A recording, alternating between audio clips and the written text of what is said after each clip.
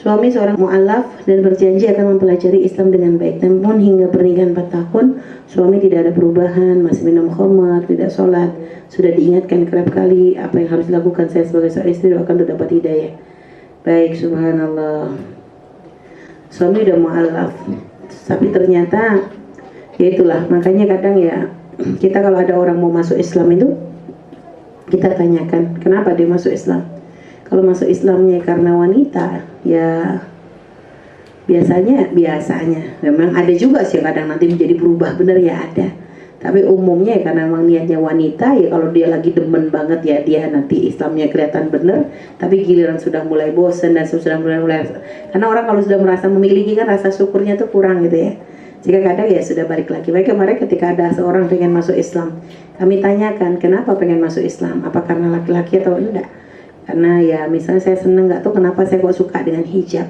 Oh nggak cukup, kalau modal masuk Islam hanya karena seneng dengan hijab belum cukup jadi modal masuk Islam. Kalau pengen masuk Islam, kenali lagi Islam. Dengan cara apa? Mengenali Nabi kita, Nabi Muhammad SAW. Loh kok Umi gitu nggak langsung ke Allah? Memangnya cara kenal Allah kalau nggak lewat Nabi, lewat siapa? Kenali dulu nabinya yang jelas-jelas kisahnya bisa dibaca dan sebagainya, sirahnya dipelajari. Dari situ nanti akan muncul cinta kepada Allah. Karena nabi kita, kalau orang kenal nabi pasti kenal Allah. Karena nabi kita selalu mengajarkan kita untuk taat kepada Allah. Jadi begitu. Jadi memang harus seperti nah sekarang udah telanjur nih, udah kadung saya nikah 4 tahun nggak ada perubahan. Artinya harus ada ketegasan dong. Kita bangun rumah tangga itu kan tujuannya cari surga, cari pahala. Karena dengan pernikahan itu adalah menyempurnakan separuh agama. Ya, faman tazawwaja faqad istakmala nisfal iman. Yang nikah maka dia menyempurnakan separuh agamanya.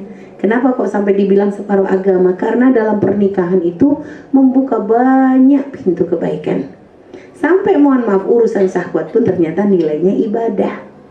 Padahal kalau di luar pernikahan jadi zina, haram. Tapi giliran di dalam pernikahan urusan syahwat, senang-senang. Nggak ada urusan, maksudnya secara ini tuh kayak nggak ada urusan kayak sholat kayak begini kan, nggak ada. Ini senang-senang memuaskan hawa nafsu kita, tapi dengan yang halal, dengan suami, dengan istri, itu ternyata nilainya ibadah. Artinya banyak banget sebenarnya dibuka pintu-pintu kebaikan. Yang dulunya haram jadi halal, yang dulunya dosa malah jadi pahala ya. Jadi sampai begitu banyak. Senyum aja dulu ya, kalau kita dulu senyum-senyum sama laki-laki belum nikah, haram ya. Haram, giliran seorang istri senyum-senyum sama suaminya, pahala lagi.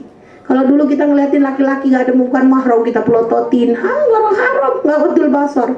Sekarang mau melototin suami 1 jam tuh pahala kalau betah.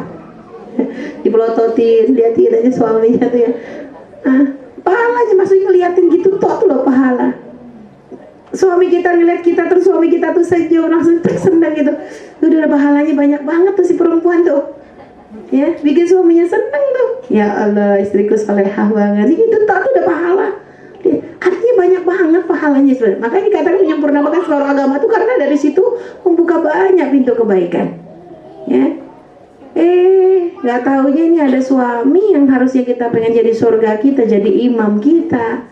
Ternyata dia belum bisa menjadi imam gitu lah. Artinya masih minum khamar dan sebagainya. Dan mungkin yang namanya orang kalau sudah minum khamar, artinya ya sangat mungkin bagi dia untuk terjerumus kepada dosa yang lain. Karena dulu seorang ahli ibadah ya, seorang ahli ibadah yang saking giatnya dia ibadah tuh sampai dapat karomah dari Allah, bisa terbang, muridnya aja bisa terbang ya. Barseso tuh kisahnya, coba kisahnya Barseso dulu tuh ada seorang ahli ibadah yang saking rajinnya dia ibadah, muridnya aja bisa terbang, apalagi Barsesonya. Ternyata pun iblis ketika menggoda dia nggak bisa langsung lewat perempuan, nggak bisa langsung dengan cara membunuh, digodanya dengan apa? Dengan khamr. Dengan khamr, kenapa? Karena khamr itu kalau sudah akalnya orang hilang, maka semua bisa dilakukan.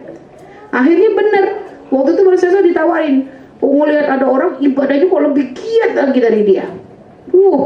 Hebat banget nih. Biasa aku ke masjid belum ada orang, ini udah ada orang duluan. Udah gitu Yus Barseso sudah selesai sholat, ini orang sebelahnya gak selesai sholat.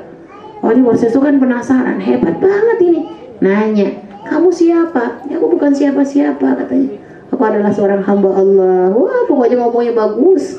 Akhirnya, kok bisa kamu tuh serajin ini dalam ibadah tuh, gimana rasanya, resepnya tuh apa? Ya gak gampang, sebenarnya aku sih gak langsung begini. Iblis kan pinter cara jerarin gue. Terus gimana? Ya ini faktor, karena mungkin faktor aku bertaubat katanya. Bertaubat gimana? Dulu aku tuh ahli maksiat. Aku tuh dulu ahli maksiat. Tapi tuh akhirnya aku dapat hidayah, lalu aku berubah. Dan maka ketika aku berubah tuh aku merasakan manisnya ibadah itu ya aku dapatkan setelah aku tuh bertaubat. Sampai begitu. Jadi manisnya ibadah bertaubat si iblis tuh. Wah, Barseso tertarik, bertobat gimana? Ya dulu aku melakukan kemaksiatan. Jadi ternyata ibadah setelah kita bertobat kepada Allah tuh rasanya luar biasa. Pinter iblis. Kayaknya Barseso penasaran, emangnya kamu dulu dosa apa? Ya macam-macam. Terus kalau aku pengen seperti kamu gimana? Ya caranya kamu berdosa dulu. Loh, so aku gak mau. Kan habis itu kamu bertaubat, nanti kamu bisa merasakan seperti aku, kata iblis. Ya karena ahli ibadah gak pakai ilmu, gampang banget dibujuknya. Makanya kadang ibadah tuh kalau gak dibarengi ilmu tuh bisa bahaya. Karena nanti bisa hawa nafsunya yang ditiup, maka nanti ya Masya Allah bisa berubah. Sehingga akhirnya Barseso setelah gitu, oh gitu tah. Emang kamu dosanya apa? Ya kamu pilih. Kamu membunuh tah. Aduh enggak lah. Membunuh tuh berat banget. Berat banget kalau membunuh. Kalau gitu kamu pengennya apa? Ya zina. Oh enggak. Kamu kalau zina gede. Ya sudah deh kalau gitu khomer. Mikir Barseso. Ya khomer. Enggak apa-apa lah, ringan. Enggak urusan dengan yang lain, enggak membunuh, enggak segede. Dia pikir enggak segede apa? Enggak segede bunuh, enggak segede zina. Akhirnya minum khomer. Waktu itu langsung lihat perempuan gara-gara mabuk, akhirnya langsung dia zinai. Udah gitu ketahuan muridnya, dia malu, akhirnya muridnya pun dibunuh. Lihat, semua dosa dikumpulkan gara-gara dimulai dari khomer. Makanya jangan ngentengin dosa. Nah ini sekarang minum khomer, artinya dosa yang lain pun sangat mungkin dia lakukan. Karena orang namanya mabuk kan gak sadar. Ya ibaratnya mungkin sapi aja jadi kayak istrinya. Bisa jadi orang namanya orang mabuk kan. Apa-apa jadi bisa aja akhirnya dia terjerumus ke zina, terjerumus ke naudzubillah. Sehingga terus gimana lah sekarang gini loh. Sekarang kamu dapat apa dalam pernikahan tersebut gitu lah. Pernikahan ini bisa menjadikan kamu sampai kepada pangkat tinggi atau apa. Memang benar istri sabar pahala. Tapi kalau sudah berkaitan dengan pelanggaran syariat, ya nggak bisa main-main dong. Sekarang dia durhaka sama Allah. Dia melanggar Allah. Lalu terus kamu bersabar tuh gimana? Sabar tuh kalau misalnya suami gak ngasih nafkah, sabar, wah itu pahala. Ada suami gak pernah ngasih nafkah, gak apa-apa, pahala aku bisa. Ya itu luar biasa, pangkat tinggi kalau ada perempuan sabar gitu. Giliran gak dikasih nafkah cepet protesnya, giliran suaminya durhaka sama Allah, gak protes-protes. Nah ya kan salah. Jadi kalau urusan masalah ini adalah hak Allah yang dilanggar, maka ayo kita harus agak tegas sedikit. Harus agak tegas sedikit. Artinya mungkin ya kita kasih apa ya, warning gitu loh. Kita kasih warning supaya apa namanya, supaya dia tuh paling tidak gini loh. Kalau kita kasih warning tuh minimal jadi pertimbangan gitu. Kok kamu kayak gini gitu. Artinya mungkin kita harus, tapi pun gini loh ya, kita harus paham setiap langkah yang kita ambil tuh ada resiko.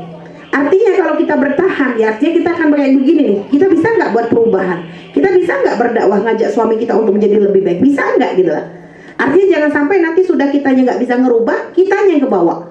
Atau jangan-jangan bukan sudah, mungkin kita bisa bertahan, anak kita yang kena, gitu loh. Makanya kita harus paham, kalau ternyata keselamatan anak dan kita, ibaratnya keimanan ini bisa tergoyahkan gara-gara begini, maka hijrah menjadi hukumnya wajib. Kenapa Nabi waktu itu hijrah? Karena di saat sudah tidak bisa lagi nyaman di dalam menjaga agamanya.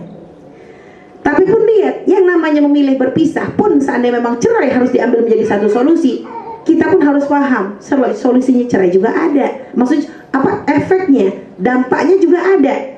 Karena mohon maaf ya, mohon maaf. Sampai kalau Buya tuh ngomong gini, kadang memang benar, kadang satu sisi cerai itu menjadi solusi. Tapi pun kita harus paham, walaupun cerai menjadi solusi, resikonya tuh ada.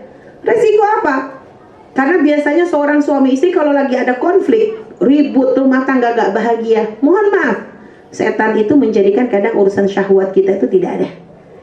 Apalagi perempuan, kalau lagi hati pegel ya, hati pegel, stres, pusing gitu, itu dingin. Akhirnya merasa ya kayak nggak ada semangat untuk urusan, mohon maaf, pelampiasan syahwat kadang hilang. Kenapa? Ya kalau orang lagi pegel gimana sih? Mau ngeladeninnya pegel gitu nggak bisa kadang. Jangan kan boro-boro suruh begitu, suruh senyum aja susah. Ibaratnya ya. Suruh senyum aja udah berat. Apalagi mohon maaf suruh ngeladenin begitu. Tapi, nah inilah setan tuh paling pintar. Jadi setan tuh kalau sudah dalam menghancurkan ini tuh kita tuh punya langkahnya tuh banyak. Nggak ada capek-capeknya. Kalau kita berumah tangga dia ganggu nih, gimana rumah tangga kita nggak bahagia. Karena dia tahu nggak bahagia dalam rumah tangga ini membuka banyak kemaksiatan. Udah gitu ternyata kita pengen bahagia, maka kita ambil solusi cerai. Maka kadang setan tuh kayak dukung, ya bolehlah cerai. Tapi nanti begitu kita cerai, setan goda lagi.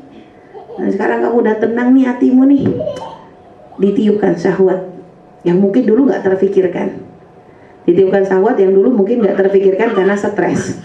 Giliran sudah hatinya tenang dan sebagainya, syahwat itu ditumpuhkan oleh setan. Apalagi sekarang media untuk menumbuhkan syahwat banyak. Di tangan kita, handphone kita ya, di rumah tonton macem-macem, di jalan dan sebagainya. Sehingga awalnya yang dulu gak pernah kepikiran syahwat, giliran sudah cerai, syahwatnya muncul. Sehingga nanti kalau sudah cerai gimana coba? Kalau dulu kalau walaupun masih suaminya begitu lagi kita muncul syahwat, ada pelampiasan ke suami. Lah kalau nggak ada suami, maka nanti di sini setan sudahlah, kamu kan juga udah janda, ibaratnya gitu lihat. Caranya goda tuh luar biasa setan. Kalau kamu zina juga nggak ada yang tahu, siapa yang tahu? Oh ibarat sudah nggak perawan kok, lihat.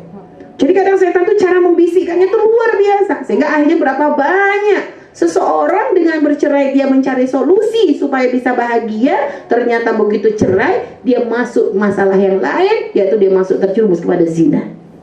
Maka sekarang harus dilihat, kalau kamu bercerai, di mana kamu akan tinggal? Bagaimana lingkunganmu dalam menjagamu? Kalau ternyata lingkungan kita bukan lingkungan yang sehat, ya sudah, mungkin kita bersabar seperti ini sambil kita terus berupaya untuk menjadikan suami kita berubah. Itu lebih baik ibaratnya daripada nanti kita memaksakan diri cerai, ujung-ujung kita berzina. Itulah. Tapi tetap harus ada usaha. Harus ada usaha kita dengan model suami begini, usahanya gimana? Terus diajak ngomong, dideketin, diambil hatinya, terus. Dan cara untuk merubah orang tuh gimana? Ambil hatinya dulu. Ambil hatinya dengan cara apa? Dengan melakukan yang disenangi dia setelah kita, asalkan bukan yang haram. Contohnya gimana? Khidmah kita tingkatkan. Mungkin perhatian kepada suami. Pokoknya dibikin suami tuh kayak, ibarat kalau orang tuh udah kepelet gitu loh Bu. Udah kepegang nih kartu asnya gitu lah. Dia kalau nggak ada kita nih susah deh. Nah kalau udah begitu baru nanti kita kasih sisipin pelan-pelan. Nasihatin suami tuh gak bisa, kamu tuh sudah dulu janjimu. Waduh, tambah panas ya. Ujung-ujung bisa, aku juga Islam juga gak beneran kok. Akan ngomong gitu dia. Makanya jangan sampai kita pancing dia untuk seperti itu. Jadi caranya lembut, khidmah dulu yang bagus. Tunjukkan kita, pokoknya apa diladenin, makannya, ide, semua servis dohir batin pokoknya kita baikin sampai dia tuh merasa terikat. Kayaknya kalau nggak sama kita belum tentu dia dapat perempuan yang begitu lagi gitu lah. Sampai ibaratnya tuh merasa kita tuh punya, jadi dan niat kita untuk apa? Niat kita untuk merubah dia karena Allah. Ya, sambil kita nanti minta pertolongan kepada Allah, berikan kesabaran ya Allah, berikan kesabaran ya. Terus kita usaha sambil begini, sambil kita berdoa dengan Allah. Doa itu jangan dilupakan. Doa sambil kita menangis kepada Allah, meminta pertolongan kepada Allah. 4 tahun. Ada orang kadang sampai berapa tahun ternyata baru dirubah, baru diijabah setelah bertahun-tahun. Mungkin kita kurang nangis. Kita harus, kenapa Allah nggak mengabul? Karena kita kurang nangis, kita kurang nyesel, kita kurang dekat, kita kurang usaha, kita kurang, harus introspeksi dulu kepada diri kita. Jangan salahkan suami saya nggak dapat hidayah. Mungkin nggak dapatnya hidayah suami kita karena kitanya yang kurang mendekat kepada Allah. Nah ini ya. Jadi sebelum mikir solusi cerai, berjuang dulu, ayo. Di situ ada pangkat tinggi. Kalau sampai ternyata di tangan kita suami kita bisa berubah, kita sudah punya, semoga itu jadi tabungan surga untuk kita, kan gitu ya. Jadi insya Allah semuanya diberikan hidayah. Yang bertanya ini semoga diberikan kesabaran, kekuatan, dan diberikan kemudahan untuk berdakwah kepada suaminya. Insya Allah anak-anaknya dijaga, semuanya dijaga iman Islamnya oleh Allah Subhanahu Wa Taala. Baik, Allah